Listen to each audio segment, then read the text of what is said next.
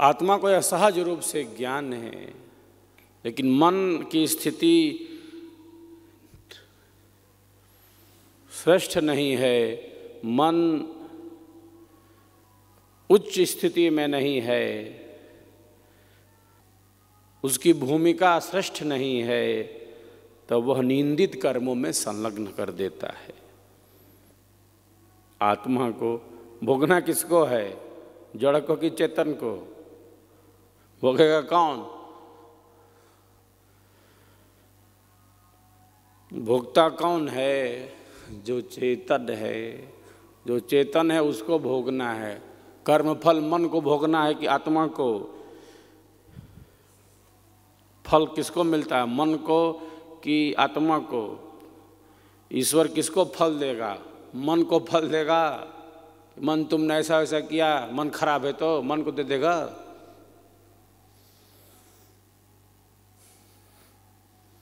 ईश्वर फल किसको देगा?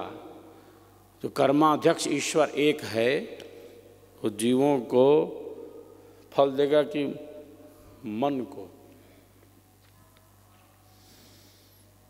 आत्मा को, जीव को उनके कर्मानुसार फल देता है। वो कर्माध्यक्ष है, वो फल प्रदाता है, न्यायाधीश है।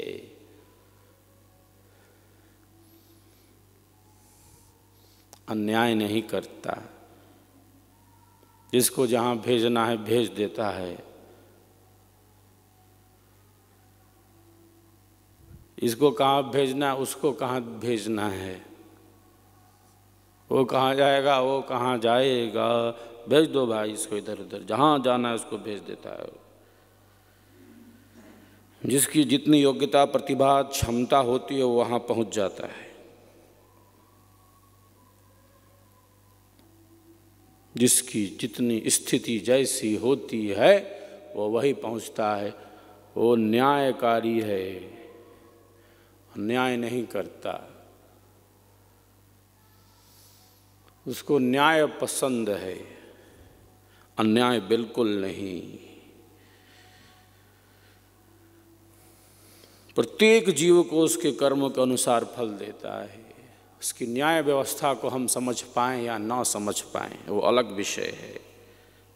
एको देव सर्वभूतेषु गूढ़ः सर्वव्यापी सर्वभूतांतरात्मा कर्माध्यक्ष सर्वभूताधिवासः साक्षी चेता केवलो निर्गुणश्च।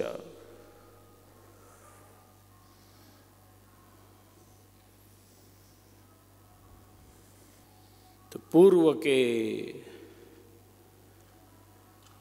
पुरुषार्थ से, पूर्व के गुणों से यह धारा चल रही है, यह प्रवाह चल रहा है। किस प्रकार से निर्लिप्त होकर, असंग होकर इन कर्मों का संपादन करे, इनके बंधन से वह निर्लिप्त हो जाए। इसीलिए अध्यात्म में इस बंधन से छूटने के लिए सेवा का मार्ग बतलाया, कर्म बंधन से मुक्ति के लिए। कर्म से बंधन होता है, सेवा से नहीं। कर्म से बंधन होता है, सेवा से थोड़ी बंधन होता है। सेवा से मुक्ति होती है, क्योंकि सेवा में त्याग भावना है, सेवा में सहज भावना है, सेवा में समर्पण भाव है, सेवा में सबके हित का चिंतन है, सेवा में दीनता है, सेवा में अहंकार का त्याग है, सेवा में समर्पण भाव है।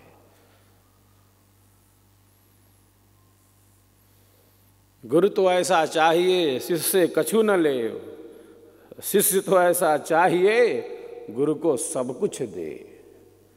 समर्पण का भाव जहाँ है, अर्पण का भाव जहाँ है, वहीं तो शिष्य भाव है।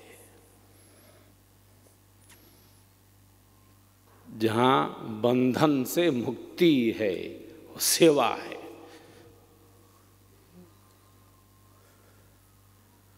क्योंकि उसका कर्म बंधन नहीं उत्पन्न कर रहा, उसका कर्म सेवा बन जा रहा है। जो कुछ भी कर रहा है सेवा में जा रहा है, हर क्षण हर पल सेवा में जी रहा है। ऐसी स्थिति हो गई एक साधक की, हर क्षण हर पल सेवा में जी रहा है। उसके विचार, उसके भाव, उसकी क्रिया सेवा में स्थित है। धन काया मन वचन से संत परम गुरुदेव, आरत दीन अधीन हो अनुगामी गुरुदेव। किस प्रकार से सेवा हो रही है? धन काया मन वचन से संत परम गुरु सेव। मन और वचन है इसमें, शरीर है इसमें, धन की भी सेवा है इसमें। शिष्य तो ऐसा चाहिए गुरु को सब कुछ दे, और गुरु तो ऐसा चाहिए शिष्य से कछु न ले। ऐसा दिव्य भाव है। जब उसका मन, उसकी वाणी, जो कुछ भी है वो सब सेवा है। जैसे मानो प्रत्येक कर्म सेवा में ऐसा जीवन हो गया है, हर क्षण हर पल सेवा में जी रहा है। कुछ क्षण की क्रिया है क्या सेवा? अब तो सेवा कर लिया, अब क्या करना है? अब चलो कुछ इधर उधर करना है क्या? ऐसी चेतना में हर क्षण जी रहा है, हर समय हर पल हर क्षण ऐसी स्थिति में जी रहा है। वह सेवा कोई कुछ क्षण की क्रिया है क्या? यज्ञ हवन कुछ क्षण की क्रिया है क्या? अब तो हो गया स्वाहा स्वाहा, अब पूर्णाहुति हो गई, अब क्या करो खत्म, अब प्रवचन समाप्त हो गया, अब क्या चलो, अब चलो उधर चला जाए, अब तो साधना कर लिया, अब क्या चलो, अब आरती खत्म, शांति पाठ खत्म, अब चलो उधर देख, इधर उधर देखा जाए, चलो अब क्या, अब तो हो गया, चलो अब अपना कार्यक्रम देखा जाए। ये कार्यक्रम तो बंद। ये क्या कोई कुछ क्षण की क्रिया है? टाइम टेबल है? हर क्षण हर पल जी रहा है उसमें, कोई खत्म नहीं, कोई शुरू नहीं, जी रहा उसमें, जी रहा उसमें, हर पल हर क्षण जी रहा उसमें। तो जहाँ है वहीं है, नीचे नहीं आता, जहाँ है वहीं है, ऊपर नहीं जा रहा, उससे तो नीचे थोड़ी आ जाएगा। जहाँ है उसकी चेतना, जिस स्तर पर जीवन है उसका, जहाँ उसकी मन स्थिति है वहीं है। चेतना का विकास नहीं हो रहा है तो क्या नीचे थोड़ी आ रहा, जिस स्थिति में है वहाँ है। ऐसी दिव्य चेतना का विकास कर चुका है, ऐसी दिव्य चेतना का विकास कर चुका है। ऐसा संकल्प ले लिया है, मैं इस मंडल में स्थित हूँ और जहाँ हूँ वहाँ हूँ, अब इससे अलग नहीं हो सकता।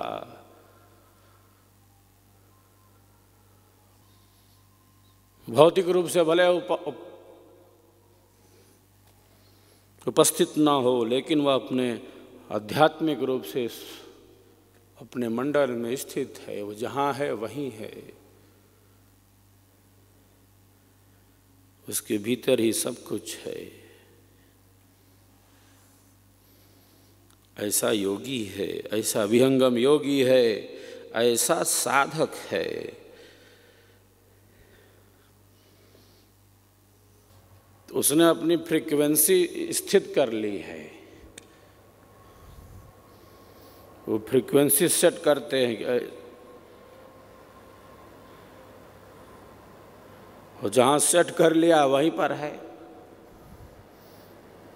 उससे नीचे नहीं आएगा।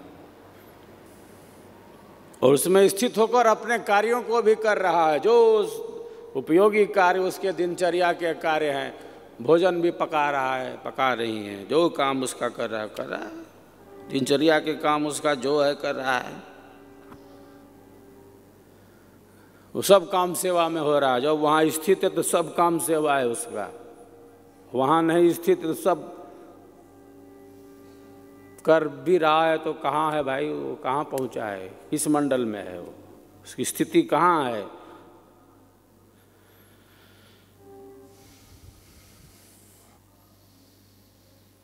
कोई भी विचार आ जाए और उसको उड़ा कर लेकर चला जाए, कोई भी विचार आए और उठा के लेकर चला जाए।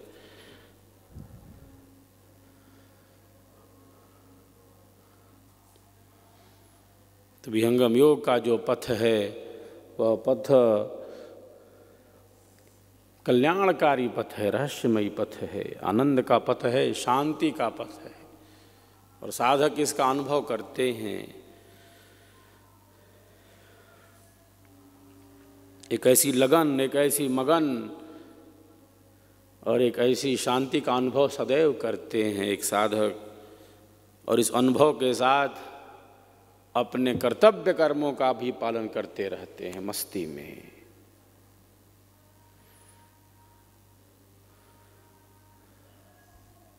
बड़ी शांति से अपने कर्तव्य कर्मों का पालन करते रहते हैं। वह उनके लिए अवसर होता है, कोई संघर्ष नहीं। अध्यात्म कोई संघर्ष नहीं है, अध्यात्म सहजता है, अध्यात्म सेवा है, अध्यात्म आंतरिक शक्तियों का विकास है, अध्यात्म प्रेम है, अध्यात्म शांति है, अध्यात्म उत्सव है, उमंग है, उल्लास है, अध्यात्म आनंद है। क्यों? इसकी शक्ति आंतरिक है, इसकी शक्ति विशिष्ट है। तो हमारे भीतर बड़ी शक्ति है, हमारे भीतर अनंत की शक्ति है। और इन समस्त शक्तियों को जागृत करना ही मानव जीवन का उद्देश्य है। जो सुप्त चेतना है वह जगे। स्वरवेद इसीलिए है, ये साधना इसीलिए है, ये सेवा भाव इसीलिए है। अंतःकरण बड़ी शक्तियों वाला है।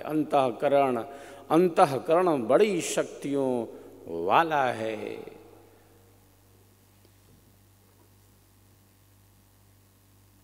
और आयु बढ़ने पर पूर्व के कर्मों का असर आने लगता है। जो दबा है वो प्रकट होने लगता है।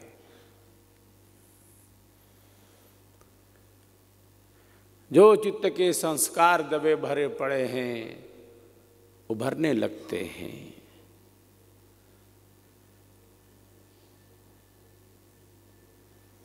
ईश्वर ने बीजारोपण थोड़ी किया था उस मानव शिशु के अंदर कुत्सित विचारों का।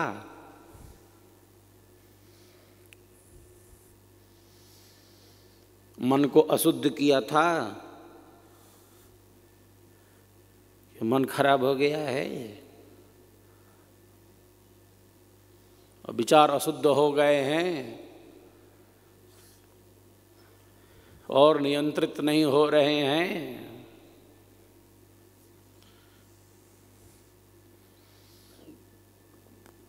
बड़ों को देखकर, जो अपने होते हैं उनको देखकर, उनकी क्रिया को, उनके व्यवहार को, उनके आचरण को देखकर शिशु बड़ा हो रहा है। देखकर किनको? अपने बड़ों को देखकर वो भी बड़ा हो रहा है। अपने बड़ों को देखकर वो बड़ा हो गया, छोटा था वो बड़ा हो गया। आत्मा वही है, शरीर बड़ा हो गया। अपनों को देखकर ही बड़ा हुआ है वो। अपनों की क्रिया को, अपने के व्यवहार को और अपनों के आचरण को देखकर ही वो बड़ा हो गया।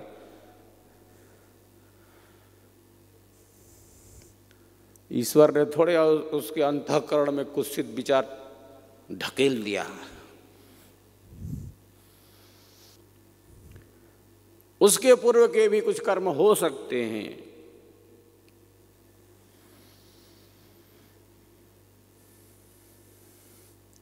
ये अवस्था मन की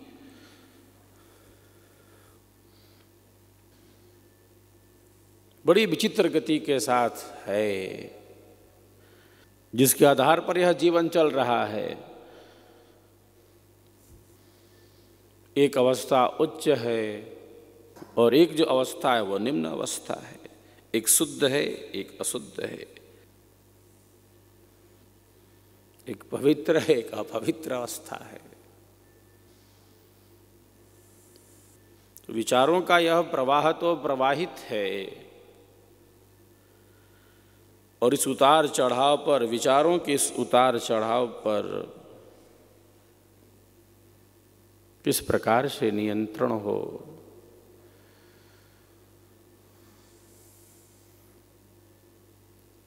यही विषय अध्यात्म का है, योग का है। सती मूल्य तद विपाको जात्यायुर्भोगः।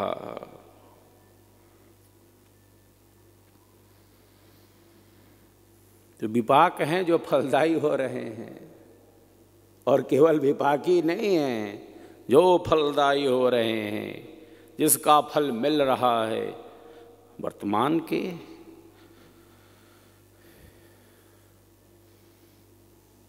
जिन स्थितियों और परिस्थितियों के साथ उसका जीवन दो चार हो रहा है, जो प्रत्यक्ष दिख रहा है, जो घटित हो रहा है, जिसको सामने देख रहा है,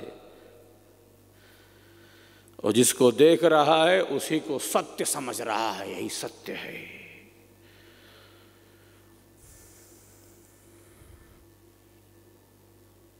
जो दिख रहा है वो सत्य है। तो जीवन धर्म के अनुकूल, अध्यात्म के अनुकूल, योग के अनुकूल,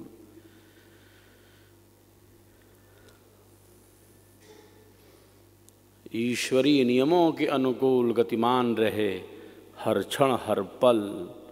इसके लिए जागरूक, धर्म तो जागरूक रखता है। जागते रहो अपने कर्तव्यों के प्रति,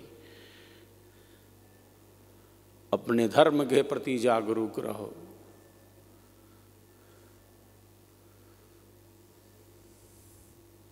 वाणी के प्रति जागरूक, क्रिया के प्रति जागरूक, व्यवहार के प्रति जागरूक, यही धर्म है।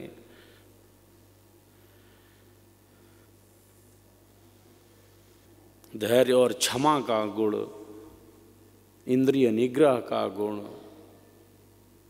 ईमानदारी का पालन बहुत बड़ा गुण।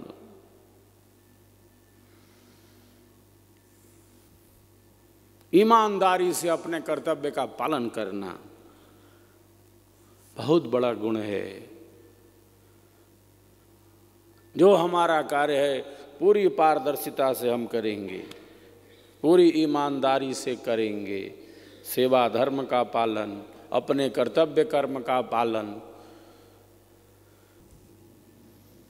पृथ्वी कितनी ईमानदारी से अपनी कक्षा में घूम रही है। सारे ईश्वर के पदार्थ, ईश्वर की अनंत शक्तियाँ निरंतर सेवा में निस्वार्थ भाव से पूर्ण ईमानदारी का पालन करते। पूर्ण जिम्मेदारी, पूर्ण ईमानदारी श्रेष्ठ जीवन, आध्यात्मिक जीवन का लक्षण है। हम पूर्ण जिम्मेदारी लेंगे और केवल पूर्ण जिम्मेदारी नहीं लेंगे, हम पूर्ण ईमानदारी से काम करेंगे। ऐसा संकल्प लेता है एक साधक। जो कुछ भी कार्य दिया जाए वो पूरा ठीक करके देगा और पूरी ईमानदारी से कहेगा।